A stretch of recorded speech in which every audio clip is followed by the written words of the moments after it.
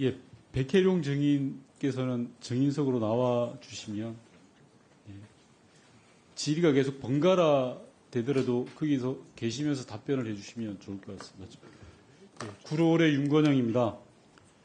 우선 PPT 봐주시면요.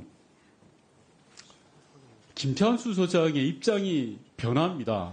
증인석에 앉아있는 김찬수 서장은 입장이 변하지 않았다라고 강변하고 있지만 실제로 보면 김찬수 서장은 김봉식 지금 청장이죠. 윤희근 청장들에게 성과를 보고하다가 갑자기 9월 20일 날 백혜룡 증인에게 브리핑 연기를 지시합니다.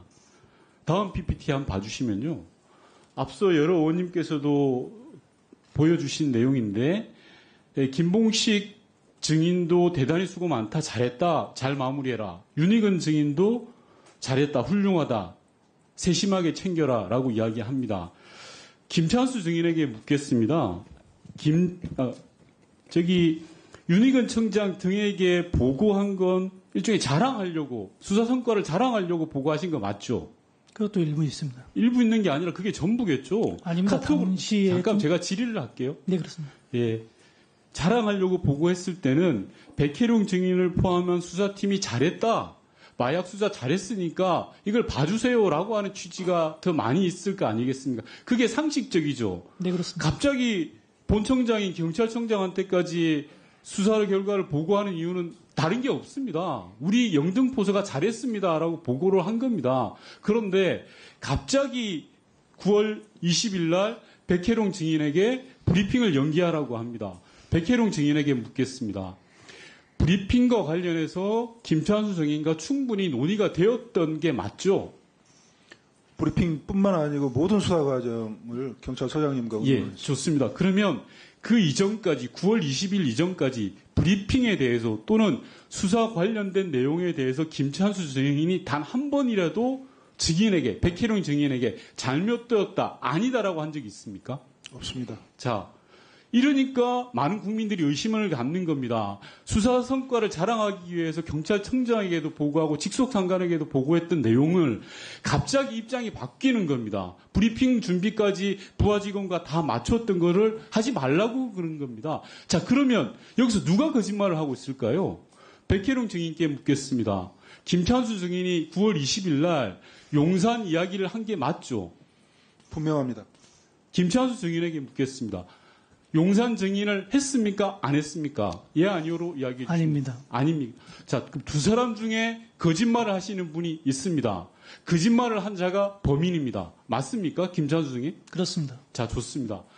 상식적으로 봤을 때요, 이런 상황이면 누구를 의심하겠습니까? 앞서 말씀드린 것처럼 자랑하기 위해서 청장에게 보고까지 하고 브리핑 계획이나 수사 내용을 공감하고 설명하고 같이 논의했던 그런 사람이 하루아침에 입장이 바뀌었다라고 하면 많은 국민들은 당연히 백혜룡 증인의 진술이 맞다라고 생각할 겁니다. 본 의원도 그렇게 생각을 합니다. 당연히 백혜룡 증인이 거짓말을 할 이유가 없죠. 백혜룡 증인에게 묻겠습니다. 당시에 김찬수 서장이 백혜룡 증인에게 용산을 언급하면서 전화한 날짜와 시간이 9시가 넘었다고 했는데 맞습니까? 9시 한 3분쯤 되는 걸로 좋습니다. 통상적으로 증인께서 영등포소 과장으로 계실 때 김찬수 서장이 과장에게 밤 9시에 전화하는 길이 흔한 일입니까? 그때 밤에 전화한 건 처음이었습니다. 자, 좋습니다. 이런 겁니다. 갑자기 계속 자료오던 수사를 밤 9시에 전화를 하는 이유가 뭡니까 도대체? 많은 국민들은 여기에서 의구심을 갖는 겁니다. 상급자의 지시를 그대로 이행하는 하급자는 분명히 용산이라고 들었다고 합니다. 그리고 그 책임에 대해서 온전히 지려고 합니다. 그런데 상급자인 김찬수 증인은 아니라고 합니다. 이 청문회를 보면 국민들은 다 알 수 있는 겁니다. 어디에서 꼬리 자르기를 하고 있고 누가 책임을 면탈하고자 하느냐를 이야기하고 싶은 겁니다. 다음은 남재현 증인께 묻겠습니다.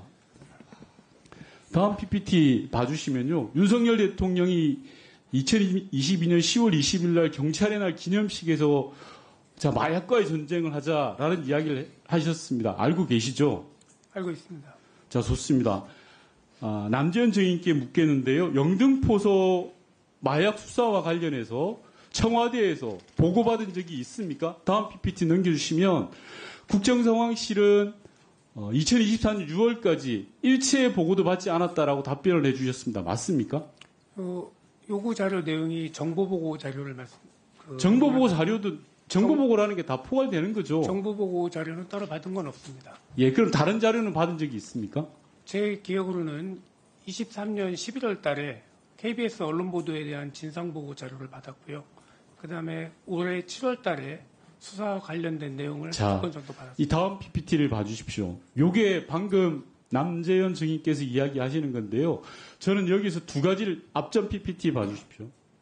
우선 2023년 7월부터 영등포소 마약 수사와 관련해서 상황실에서 보고를 못 받았다라는 것은 저는 상황실이 일을 안 하고 있다라고 말씀드리고 싶습니다. 백혜룡 증인에게 묻겠습니다. 이번 수사가 역대급 수사 결과라고 들었습니다. 역대 두 번째로 많은 양을 압수수색하고 발견해낸 거 맞죠? 압수 양으로는 그렇습니다만 경찰 최대 수사입니다. 좋습니다. 자, 남재현 증인께 묻겠습니다. 대통령이 마약과의 전쟁을 선포하고 모든 경찰력을 동원해서 마약 범죄를 단속하고 있었습니다.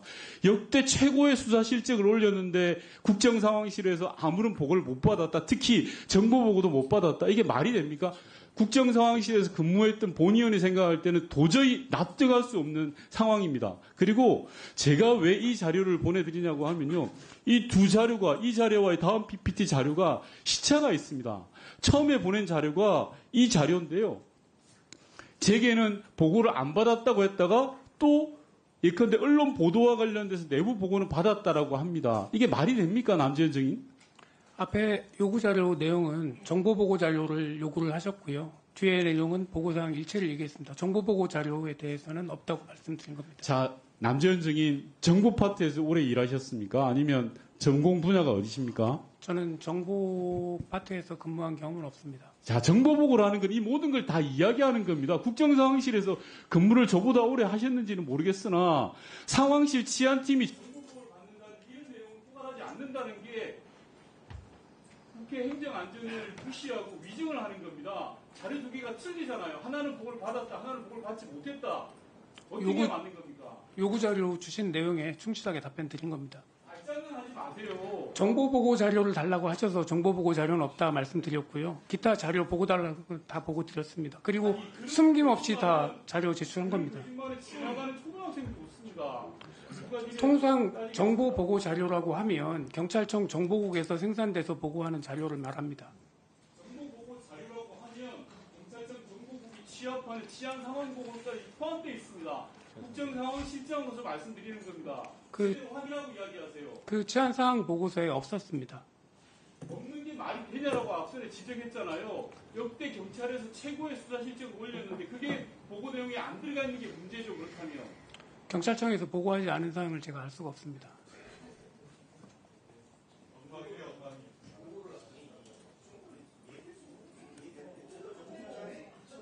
자, 예.